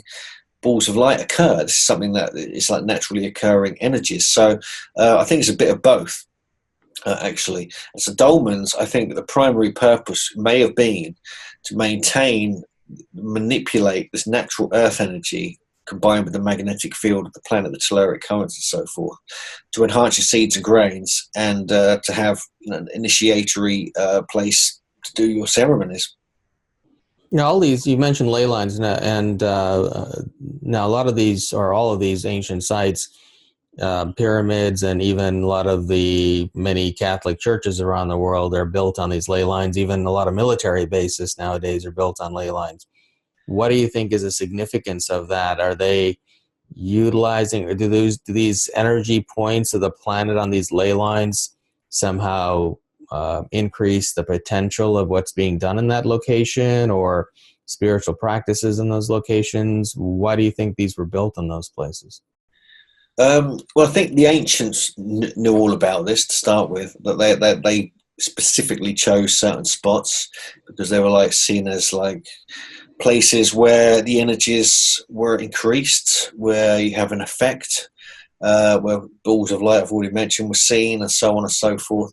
And so I believe that, military bases and so forth, I think I've got to be honest with you, a lot of these governments and these people at the higher levels of society, and they're very interested in all this kind of stuff. It's part of their thing. And so it's just a case of they have the power to actually take control of these sites. There could be other Stonehenges around the world that we don't even know about, because of this kind of thing. But the whole area just north of Stonehenge, huge area, is military base, and there's mounds, there's earthworks, there's stones, there's ley lines all over it. And yeah, you're not allowed in there, at all in any way. You can drive around the perimeter, and see mounds, just if you look through the fence and so forth. But I believe, there could be some esoteric purpose. There could be some kind of black magic going on. There could be they could be using it for purposes we maybe don't want to know about. Or it could just be a coincidence, which is highly unlikely. But I think in the same way that the elites were building and controlling these sites in prehistory, the same thing is happening now, the current elite. Now, a lot of the conventional beliefs from archaeologists are that the many ancient sites, such as pyramids, were built by regular people who put these stone blocks or cut these stone blocks with chisels and rolled them on logs over long distances and put them in place. What's your theory on the construction and how it was done? That's a good question. Okay. Yeah, we talk about that a bit in my new Stone Circles book that came out a couple of months ago. It gets tricky because when you're looking at sites like Egypt, Baalbek and Peru and stuff, go God, I mean, some of the stones there are 1,000 tons, 800 tons. It's just like, how do you move them at all? You know, how do you even move it an inch, let alone lift it 40 feet up into a wall from a quarry a kilometre away? It's quite stunning. And even in Egypt, it's 600 miles. Some of the 70 to 100-ton stones were moved from Aswan Quarry up to the Giza Plateau and so forth. And then you've got a cut and shape granite, which is like mostly quartz, which is almost impossible to cut unless you've got diamond saws. And so, no, I mean, no one actually knows. I mean, this is one of the big mysteries. We know how they could probably move the stones of Stonehenge. We know how they could do some of the stone circles in Britain. We know how they could do some of the sites in Egypt and other dolmens and such. You know, it is possible with a certain number of people, certain, you know, basic techniques. We have my friend Sean Kerwin. He's a stone circle builder, actually a modern one, and also geomancer. He studies the natural energies of the earth. I've actually made some. I've worked with him on them, and just moving a stone that's half a ton is really quite hard. You would be surprised. So the fact that they were routinely moving, you know, 50-ton, 100-ton stones, you have to kind of question how on earth they could do that in such a sophisticated way. And then you go to Baalbek, which I just got back from a couple of weeks ago, and my mind was just melting. I couldn't cope with it. It was just too much. Just, you know, it's like something like 15 or 20 400 to 700-ton stones, and then there's 3 800-ton stones in this 40-foot wall, and there's a bunch of 400-ton stones underneath it. There's a 1,650-ton stone still in the quarry, ready to be moved, with another 1,000-ton, another one that's 1,240 tons. Yeah, so even if you've got 1,000 men pulling them, how do you do that? It just doesn't make sense. But there are some ideas. One of them is acoustics and sound technologies, and they were like vibrating the stones, so it would actually vibrate them with such a frequency that they would lose some of their weight. They could be manipulated and even levitated, which is one of the traditions of Merlin, bringing the stones over from Kilarus in Ireland to build Stonehenge. This is like written in the history of the kings of Britain in the 1100s. Where it seems like he's just like levitating, pushing them along using something called gears to move them. Excuse me. Then we have the story of these Tibetan monks blowing horns and controlling this stone being lifted up onto this cliff face from ground level. So that's one idea. The other idea is that simply the giants did it. Yeah, I mean, you got 15-foot tall giants. The increase in the strength is like tenfold. You know, that's what happens when the bigger you get, your strength increases much more than your size does. So that's one idea. And they were also known to be master masons, most of these giants as well. So especially in places like Egypt and the Bible lands, Lebanon and so forth, there are very strong traditions of giants being involved in the construction of these of these sites. Other ideas, God, there's quite a few different ones, is that they were somehow, this is like Edward Liscowden, who built Coral Castle in Florida recently in the 1950s and 60s, where it's all about balance. If you can find the balance point of stones, like in the dead center of it, you can manipulate and control them so much better, but you've got to watch yourself because it could fall on top of you and kill you, which has been, some cases that actually happened. They actually found a skeleton underneath a stone that was toppled at Avebury, for instance. So these are some of the ideas. The traditions in Britain, for instance, have the giants are stone throwing or running across the landscape and dropping stones from the apron, the giantesses, things like this, and the devil throwing stones, things like this. So that's just some of the folklore and traditions, but it doesn't really explain exactly how they did it. But this is something that we've been experimenting with, and we're going to do more experiments with, see what we come up with, because we have to find out. It's one of those things, isn't it?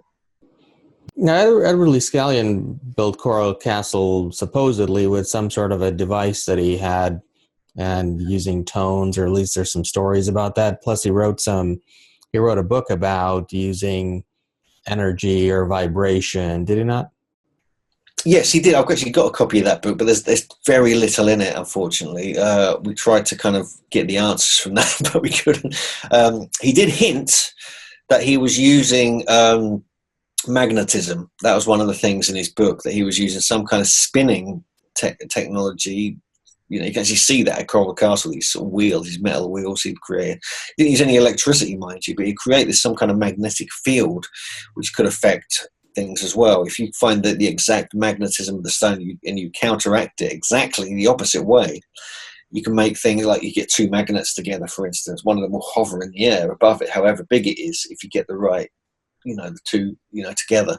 And so we know that could be one of the things, but he never quite explained it, and he took all the secrets of how he built Coral Castle to his grave, unfortunately. Now, a lot of the ancient pharaohs and such as I'm trying to think of the one at the moment. I want to say Amenhotep, or maybe somebody else, but some of them were pictured with elongated skulls, right? Mm. Yeah, you got Akhenaten in Akhenaten, yeah. Well, I think Amenhotep was actually his father, and that whole lineage, Tutankhamun as well. They're depicted with elongated skulls. And I've just been there recently, and I've been looking at it. There's actually a skull in the Egyptian Museum which is slightly elongated, which no one's noticed apart from me and about two other people. But you get actually elongated skulls all over the world. It's something that various researchers like David Hatch-Childress and others have been looking at. It's an anomaly. I mean, why on earth would you crush your child's skull slowly for years? To me, it doesn't make any sense. But when you look at the traditions of these elites, it seems they were doing it to sort of make themselves make sure everyone knew they were the elite. They knew they were the kind of rulers. They knew they were the ones. They were the representations of the gods, and that everyone looked up to. I think that was part of it. But you get some, according to some researchers, that apparently naturally elongated, and it could even indicate a different class, a different type of human being on the planet. And I've seen some baby skulls in Peru and in Bolivia, which they're like a few months old and they're fully elongated, like they were born like that. So this is an anomaly. It's very, very strange, and it's just one of the mysteries. But we also find elongated skulls with the giants in North America, especially. So we know that they were elongating their skulls. We know it still happens even today in certain parts of the world. What that all means, I don't know. But the fact you're finding it in different parts of the world suggests it was a tradition, like a royal tradition, that got passed around to different areas. Now, from what I understand, some of those skulls do show that the brain capacity actually did fill the whole skull. So some of those, as you said, were born that way, as opposed to being physically elongated. So are you aware of any DNA analysis or anything that's been done on those skulls to determine whether they are of a human origin or something other than that? Yeah, there's L.A. Mazzulli and some other people were doing some tests. It got announced recently, I believe, a conference or a press conference in California. And it's quite vague, but they believe there's DNA origins that come from the Black Sea area of, in Europe, going towards Russia and so forth. And but that's all there is. That's all there is at the moment. And there's some different elements, some European traits, haplogroup X, for instance, but nothing conclusive and nothing alien I'm aware of. Although people have been speculating that they are aliens for a very long time, but I don't think so. Now, I could be wrong on this, but didn't wasn't there some work done on the Star Child skull to determine that it was different from human DNA somehow? I think just very slightly. I did know Lloyd Pye, but I can't remember the research on that, so I can't really answer. But I mean, there's another skull in a museum in Peru, in Paracas, which is exactly like the Star Child skull. It's called Star Child Skull 2, of all things. And so it has happened in other places, and it's another very, very strange anomaly. So, of all of the research and that you've been doing and the various sites you've been visiting around the world, what do you think is the most exciting, most interesting area or something we haven't talked about so far. Is there anything else that we haven't discussed? Yeah, I think one of the things that one of the places that has grabbed my attention in recent years is, I mentioned it briefly already, is Baalbek. I think people underestimate what's going on there. They don't realize the significance of that place, because everyone thinks officially it's a Roman temple, but it's not. There's definite Phoenician foundations there, which are around the same level or a bit higher than the mega blocks, which make up the sort of main platform. And people have to, you just can't. That place is just outrageous. You just look at it; it's just outrageous. You can't deal with it. And then you got the whole area, because it's the Bible lands. It's absolutely fascinating in itself. You got a place called Byblos. You got Sidon and Tyre. And Byblos goes back as continuous occupation for about 7,000 years. There's evidence of King Kaskumi, who's a pharaoh, second dynasty pharaoh from southern Egypt, who was a giant. We also have there's even evidence in Byblos, an inscription that talks about King Og of Bashan as well, which I couldn't believe when I went there. So that there's all these giant connections with these sites in Lebanon, and even Baalbek itself could be like pre-flood. It's supposed to be like before the flood it was originally built, and it looks like it's been damaged, some apocalyptic damage to it in recent times. Another area which is often overlooked is the Olmec land in Mexico. Somewhere we go every year. We take tour groups there around the February time, and this is like amazing, because you're looking at, even though it's only about 1800 to 1500 BC, you've got the earliest pyramids, you've got megalithic construction and extremely sophisticated stonework there, beyond anything else in Mexico and Central America. And no one's interested. Everyone wants to go and look at these pyramids built by the later Mayans, who would never even have existed if it wasn't for the Olmec teaching them everything. And so you got this as well going on. And no doubt there are other parts of the world. I mean, one of the places that fascinates me the most is a place called Sardinia. It's in the Mediterranean. It's part of Italy officially. And that place has tens of thousands of megalithic sites. It's got 7,000 of these cyclopean nuragi towers, they're called, like circular conical towers. It's got these giants' tombs. There's been giants discovered there. I've just filmed an interview for a popular History Channel TV show that's focusing entirely an episode about Sardinia. And so, again, there's many places around the world that just completely astonish me every time I go there. and there's many places I want to go to. I'm still waiting to get the chance to investigate, because I do a lot of traveling. One of the things I do enjoy doing mostly is traveling with my partner JJ Ainsworth, and we go to everywhere we can, as much as we can. And it really is important for people to travel, I think, even a little bit, even if it's your own area. It's just to get out there and actually see some of these sites for yourself, take a look, experience them, because it's not, and I make a lot of videos. I have a very extensive YouTube channel, over 600 videos on it, the Megalithomania UK channel, and that is, to me, one of the most important aspects of research, is to actually, get into the sites, feel the energies, because you can't do it all justice by just looking at photos and film footage and things like this, or reading travel books. Sometimes, I discover things at Baalbek I never knew existed, even though it's been photographed a million times, filmed thousands of times, and I saw stuff I'd never seen before, which completely stunned me. And so you have to get out there, and that's one of the reasons we travel so much. And now, more recently, we do a lot of tours, take people to these places, and we feel it's very important, especially because sometimes when you travel, if you're going to a place for the first time, you miss a bunch of things. I'm fortunate because I often go back to the same place a few times to continue researching. But other people, that's why we take groups there now, because we want to show them the important things to make sure they don't miss them, because there's so much there to see.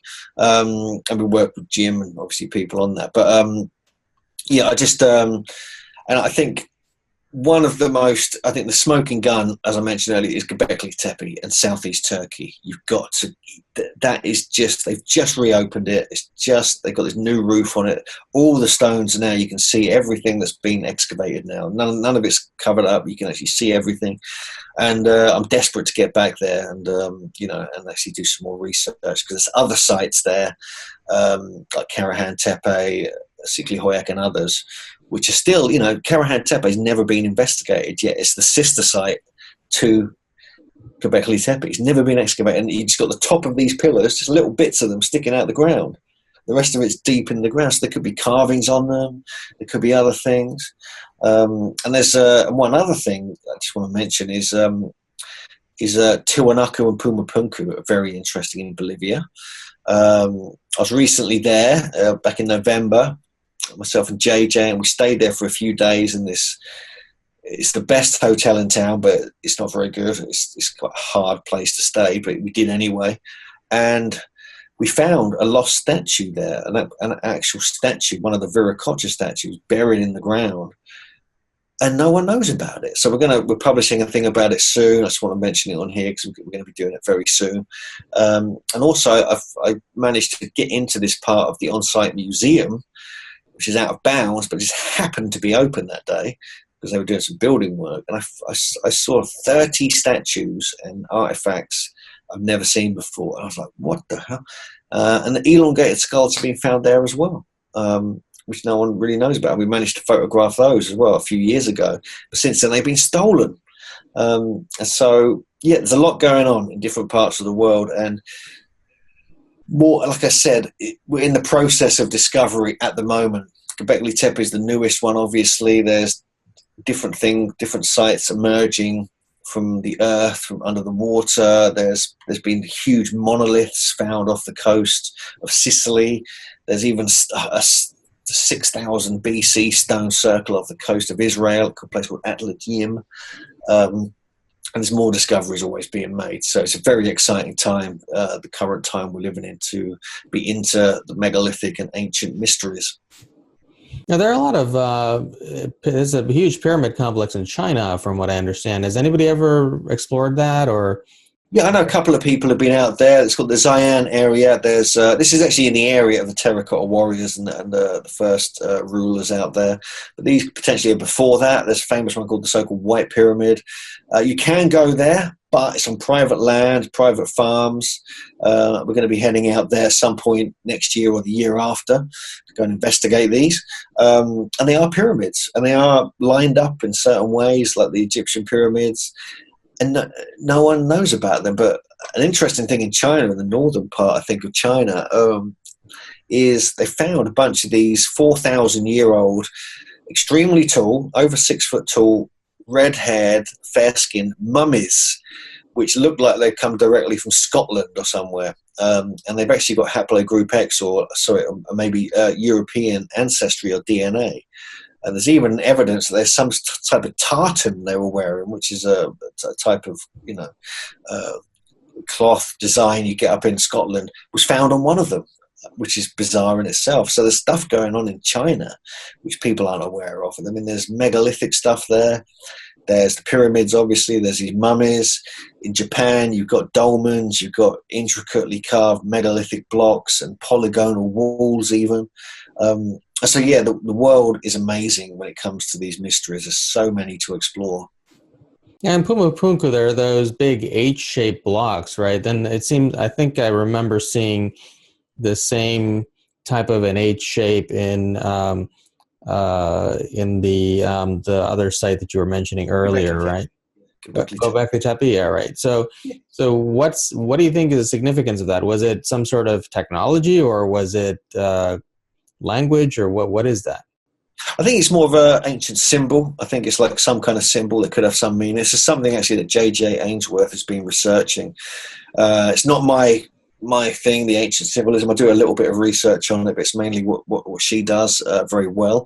But yeah, you do get these H blocks, and then you get these H carvings on the uprights, the pillars, some of them at Göbekli Tepe, and they're usually part of the belt. Not all of them, but some of them are part of the belt, with the hands that go down. There's almost like this space age belt with like little serpents or C's, and then there's H, and then another C or serpent on the side. And then you have this sort of upside down U as well.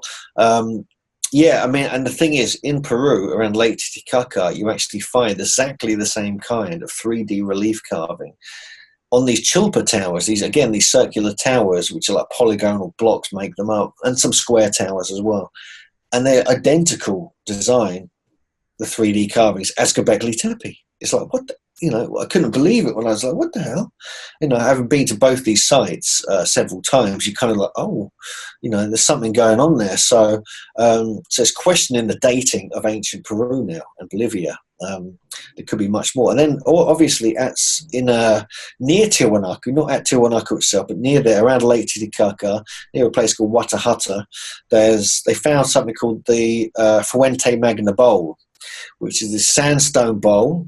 It's about this big, 3 feet wide, and it's got these Sumerian and Proto-Sumerian inscriptions next to this Aymara script, like it's some kind of like Rosetta Stone of the Andes, which suggests there was direct communication with ancient Sumeria in ancient Peru and Bolivia at Lake Titicaca. So how that happened, when that happened, we don't know, but it might give some indication as to why we're finding the same kind of carvings at Göbekli Tepe as we are in ancient Peru, even though Göbekli Tepe is much earlier than the Sumerian era.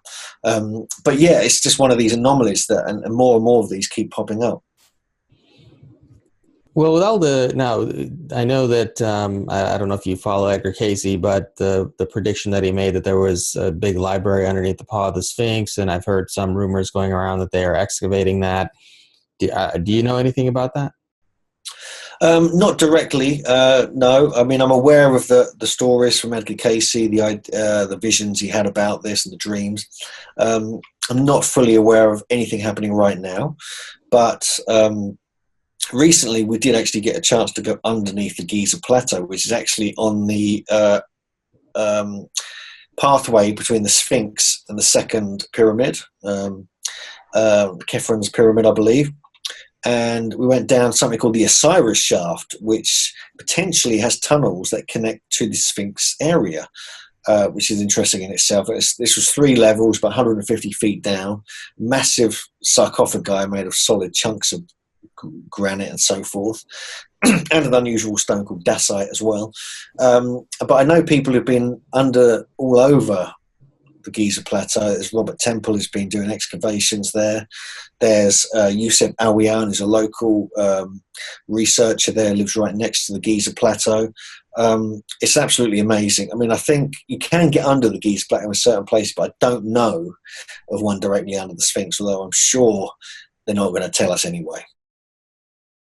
With all the information that's being suppressed in all these various areas of archaeology, are you encouraged? I mean, are there more people like you and like Jim Vieira and Graham Hancock and such that are out there doing this more alternative research and bringing this information to light to where you're encouraged that we're going to become more and more knowledgeable about what happened in ancient times? Yeah, I think so. Yeah, I think it's a good thing. I think it's good. I mean, I class myself and I class all of us alternative research as antiquarians.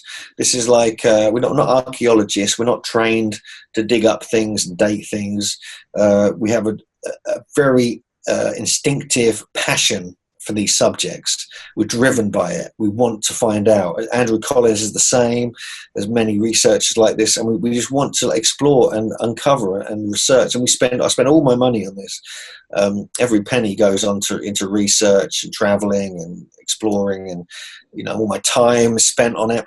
And so I think it's like to have that passion and that drive without the constraints of academia, directing you and controlling what you can and can't say, I think is very important. I think Graham Hancock really was the breakthrough guy for that, because he was a trained journalist, writing for very very good magazines, a long time ago, And I think that's the way to do it nowadays. I think it's a mix. I mean, I'm friends with many archaeologists, many anthropologists. They share their research. We have, fantastic communication. And, people see me as like some fringe researcher, alternative guy who's, speculating too much and so on and so forth. But it's like, whatever, we don't care. I mean, the stuff we've researched for the Giants book has been remarkable. We did all the research, we put it all out there. We got hammered by the academics, by certain skeptics. And we just, to be honest with you, so what? Who cares? We don't care. I mean, we're just going to get on with it, whatever anyone says.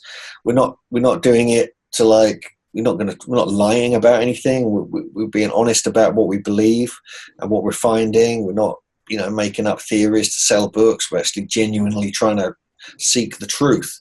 And I think that's what's lacking in certain realms of, academia and people who are just trying to, sensationalize everything. I think we need to move away from that. The truth is much more interesting than wild speculations and sensationalism, in my opinion. So where can our viewers find out more about your work and find your books and anything else that or events that you're speaking at, things like that? Yeah, sure. They can go to hughnewman.co.uk. It's HUGHNEWMAN.